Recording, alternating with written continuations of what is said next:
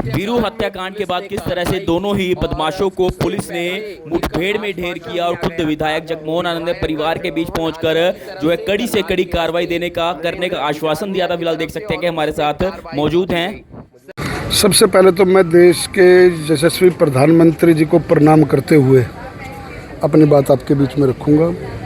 प्रदेश के माननीय मुख्यमंत्री आदरणीय नायब सिंह सैनी जी जिस प्रकार से ज़ीरो टॉलरेंस की नीति पर चल रहे हैं और उन्होंने स्पष्ट किया है कि क्रिमिनल्स को या तो प्रदेश छोड़ दें या उनका हश्र यही होगा, और उसी तर्ज पर नीचे तक पुलिस प्रशासन ने जो बहुत अच्छी कार्रवाई की है उसके लिए मैं समस्त पुलिस प्रशासन को करनाल ज़िले की बहुत बहुत बधाई देता हूँ।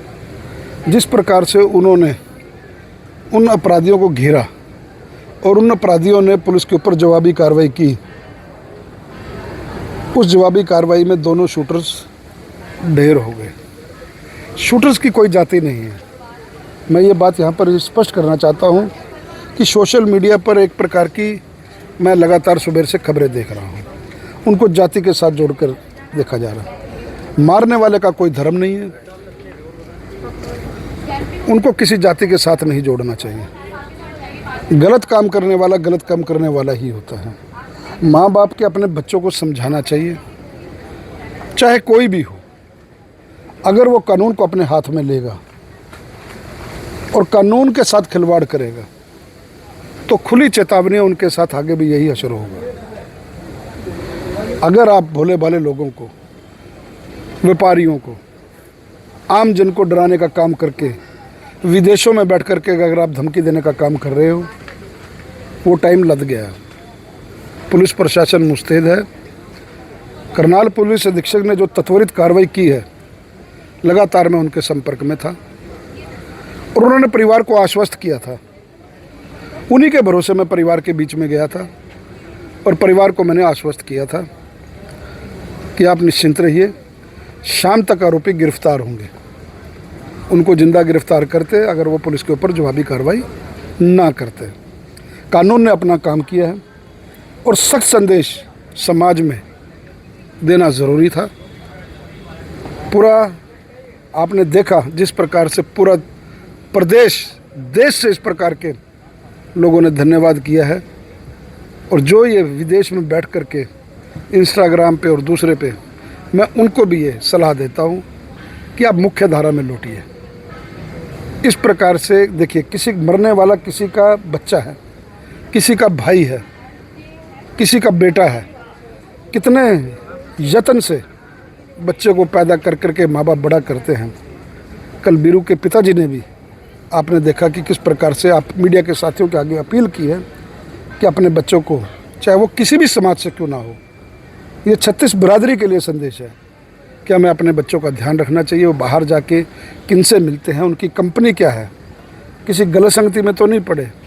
और उसका हश्र आपने देखा कि वीरू ने भी अपनी जान गंवाई और उन 2 शूटर्स ने भी जान गंवाई। सर, 2 दिन में हमने 3 बच्चे खोए, जैसे भी थे, ये बात हमारे सबको पता है, लेकिन एक बात कि उन्हें एक सही राह पर लेकर आया जाए, उसके लिए भी प्रयास किया जाएगा। देखिए, हम लोग अपील ही कर सकते हैं। मैं हर कार्यक्रम में ये बात कह रहा हूँ कि आज इंस्टाग्राम की रील बनाने के चक्कर में, कच्चे लालच में 10-20-50 हज़ार रुपये में भोले भाले बच्चों को विदेश में बैठे हुए ऐसी सोच के लोग जो अमन और शांति के पैगंबर नहीं हैं, जो चाहते नहीं हैं कि भाई प्रदेश में और ज़िले में और देश में शांति हो, विघटन के असामाजिक तत्व इस प्रकार के भोले भाले बच्चों को भलो करके, कच्चे लालच दे करके उनको अपने गैंग में शामिल कर रहे हैं। उन गैंग वालों को भी मैं समझना चाहिए, आप भी किसी के बेटे हो, किसी की माँ हो, ये चीज़ें लंबी चलने वाली नहीं है। देर बदेर आपके ऊपर भी कार्रवाई होगी, निश्चिंत रहिए। क्रिमिनल की ज़्यादा उम्र नहीं होती। आज मुख्य धारा में हम सब लोग शामिल हों। अमन शांति का ये देश है। कोई 2 रोटी कम खा लेगा, कोई 2 रोटी ज़्यादा खा लेगा, लेकिन हमें बच्चों को ये बात का ध्यान रखना चाहिए कि पुलिस अब मुस्तैद है और पुलिस इस प्रकार की कार्रवाई करने में पीछे नहीं हटेगी। मैं बिल्कुल स्पष्ट शब्दों में कहूँ, आदरणीय मुख्यमंत्री जी का लॉ एंड ऑर्डर को लेकर के बड़ा सख्त रवैया है। कई बार उन्होंने मीटिंग्स कर ली हैं, चाहे पुलिस अधीक्षक हों, चाहे पुलिस का प्रशासन जिले का हो, प्रदेश का हो और उनको सख्त और फ्री हैंड आदरणीय मुख्यमंत्री जी की तरफ से मिल चुका है। ऐसे क्रिमिनल्स को जो भय का माहौल उत्पन्न करने का प्रयास करेंगे उनको समझना चाहिए हरियाणा के अंदर अब मुख्यमंत्री जी बिल्कुल सतर्क है और हरियाणा की पुलिस पूरी तरह से हर मामले से निपटने के लिए सक्षम है। उनकी तरफ से कुछ बिल्कुल, मैंने क्या कहा, उन्होंने मांग पत्र कल डिप्टी कमिश्नर के नाम से एसडीएम साहब ने लिया है। जो भी मांग उनकी रही होगी उसमें जो उस मांग पत्र में रही होगी और कानून के तहत जो उनकी चाहे वो आर्थिक मदद हो चाहे जिस प्रकार की मदद हो वो अवश्य की जाएगी। लगातार प्रशासन के भी संपर्क में हूँ। तो इस प्रकार से देखिए, मैंने क्या कहा कि आज ये नौबत ना आए, आज किसी बहन का भाई ना जाए, किसी माँ का बेटा ना जाए, किसी पिता का बेटा ना जाए, किसी का यार दोस्त ना जाए। आप मीडिया के साथी, आपकी भी बात पूरा प्रदेश और देश सुन रहा है। मैं हाथ जोड़ करके यही अपील करूंगा कि मुख्य धारा में शामिल होइए, इस प्रकार के जो आपकी गलत संगतियां हैं उनसे दूर होइए।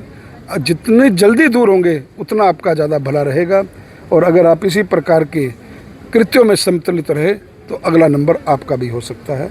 इतनी बात मुझे आपके बीच में कहनी थी।